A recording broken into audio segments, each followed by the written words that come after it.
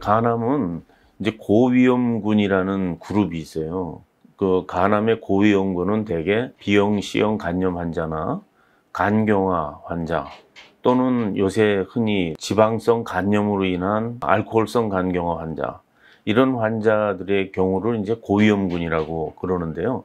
그 고위험군 환자들은 일반 사람들에 비해서 간암에 걸릴 확률이 50배 내지 100배가 높습니다.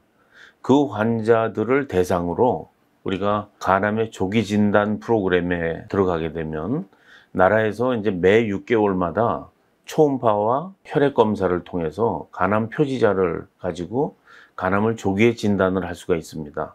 그렇게 진단된 환자들은 증상이 없을 때 간암을 발견하게 되고 완치율이 70%를 상회하게 됩니다. 그렇기 때문에 이 가능하면 고위험군의 환자들을 조기 진단 프로그램에 넣어서 암을 조기 진단을 하는 것이 가장 바람직한데요. 불행하게도 아직까지 우리나라에서는 고위험군 환자의 약 한 3분의 2 정도만 6개월마다 하는 정기검진 받고 있고, 나머지 3분의 1 환자는 검진을 받지 않고 있는 것이 사실입니다.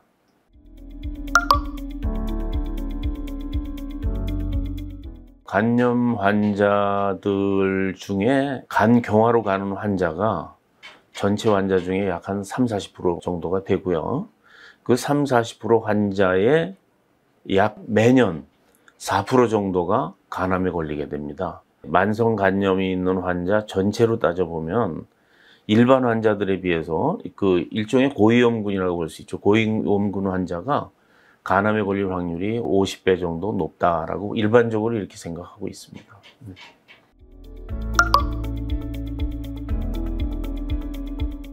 간이식의 대상은 엄격하게 얘기해서 조기 간암이라고 아까 말씀을 드렸거든요. 조기 간암이면서 간 기능이 나쁜 환자.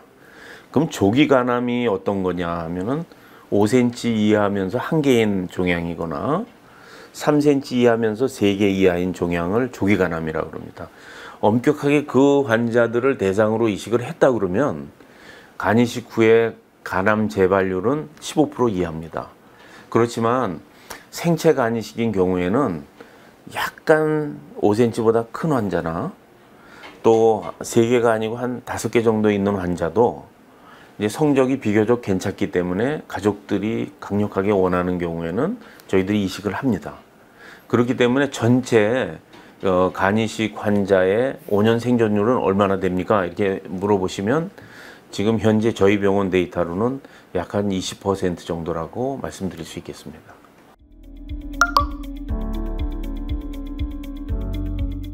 간 기증자는 본인을 위해서도 그렇고 안전한 회복을 위해서도 그렇고 수혜자의 빠른 회복을 위해서도 그렇고 간 기능을 잘 유지하는 게 중요하거든요. 그렇기 때문에 금주 금연이 반드시 필요하고요. 그리고 가능하면 과로는 하지 않는 게 좋습니다. 그리고 체중 조절을 어느 정도 유지해 주는 게 좋습니다. 그러니까 지방간이 있는 환자가 어느 정도 지방간이 있는데 조직 검사를 해보니까 한 20%, 25% 이하이기 때문에 대상자로 선정이 됐어요.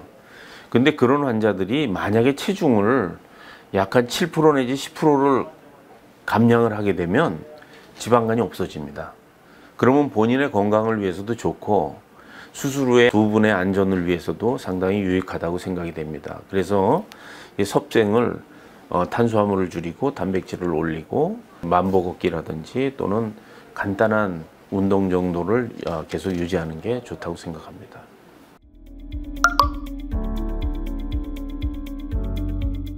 최근에는 이제 복강경 수술로 충분히 가능한데요. 배꼽 위에 상복부에 구멍을 4개 내지 5개를 내고 그 구멍을 통해서 복강경이나 로봇 수술을 이제 할 수가 있죠.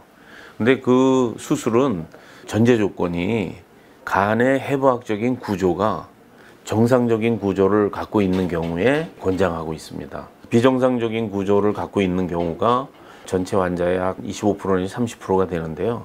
그런 환자를 무리하게 복강경 수술을 하게 되면 사고가 발생할 수가 있거든요. 수술의 위험을 안으면서까지 복강경 수술은 피하는 게 좋고요. 상복부에 있는 흉터는 나중에 거의 안 보이게 되고 배꼽 아래 약 한 10cm 내지 11cm 정도의 상처로 간을 꺼내게 되거든요. 그러니까 흉터는 거의 밖에서 보이지 않게끔 수술이 가능하죠.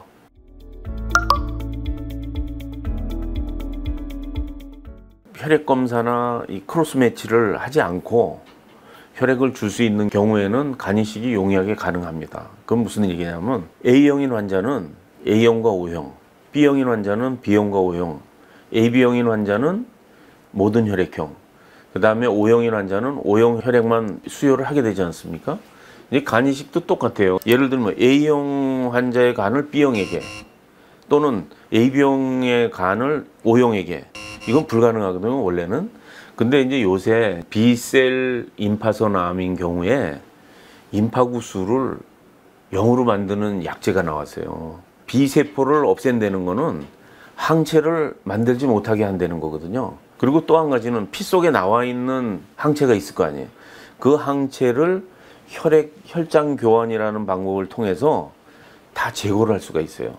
쉽게 설명을 드리면 O형, A형, B형을 AB형으로 바꿀 수가 있어요.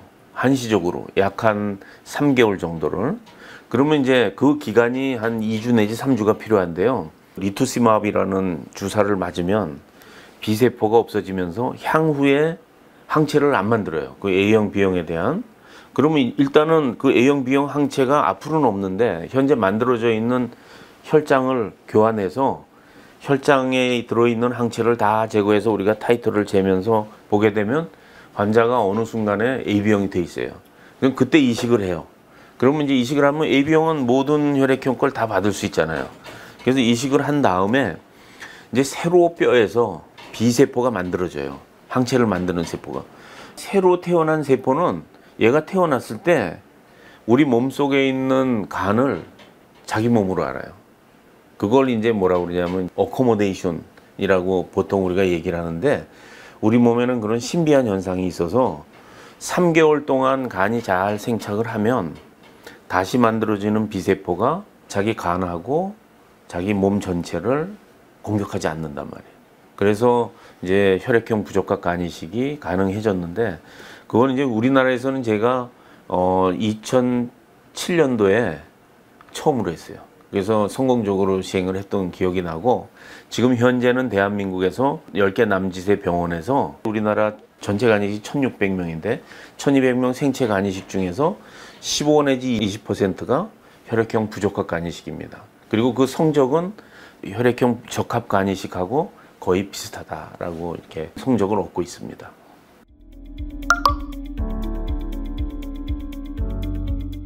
첫 일주일이 엄청나게 간이 자라요. 보통 반이 남지 않습니까? 그리고 받은 사람도 반이 있고, 근데 그 간이 첫 일주일 동안 약 한 70% 가까이 크고, 그리고 이제 한 달이 되면 약 한 80 내지 85%가 커지고요. 천천히 그 이후로는 3개월, 6개월에 걸쳐서 거의 95% 이상으로 자라게 됩니다.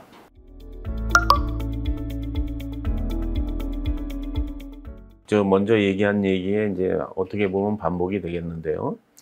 일단 간암의 고위험군 환자들은 국가에서 지금 상당히 저렴한 비용으로 초음파와 피검사를 실제로 보조를 해주고 있거든요. 6개월마다 하는 정기 검진을 반드시 받아야 한다라고 제가 강조하고 싶고요.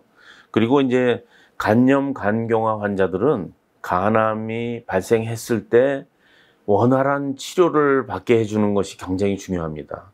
그러기 위해서는 자기 간 기능이 정상에 가깝게 유지되게 해줘야 되거든요. 그러기 위해서는 가능하면 배탈이 나지 않는 게 중요해요. 자꾸 반복되는 배탈이 나면 간은 자꾸 쓸데없는데 일을 하면서 간 기능이 자꾸 쇠퇴되는 그런 현상을 보이거든요. 그래서 가능하면 수돗물, 정수기물, 약수물, 고로쇠물 이런 건 전부 끓여 먹는 게 좋습니다. 그리고 생수 중에서 2리터짜리 물은 음식을 할 때 쓰는 거고, 이 500cc 생수는 따면은 한 번 내지 두 번에 다 먹기 때문에 그 물은 그냥 드셔도 좋다는 거죠. 그리고 배탈을 예방하는 또 한 가지 중요한 것은 회나 육회를 특히 봄서부터 가을까지는 가능하면 피하는 게 좋습니다. 회, 육회, 조개구이 이런 것들을요. 근데 건강한 사람도 여름철에 회를 먹고 배탈이 나고 이런 경우를 우리가 종종 보지 않습니까? 이 환자들은 사실은 제가 항상 강조하는 것은 해수욕도 피해야 된다는 거예요. 해수욕으로 콧물 들어가고 이럴 때 우리가 가끔 괴질이 돌지 않습니까? 괴질로 인해서 폐혈증으로 사망하는 환자의 약 80%가 간경화 환자입니다.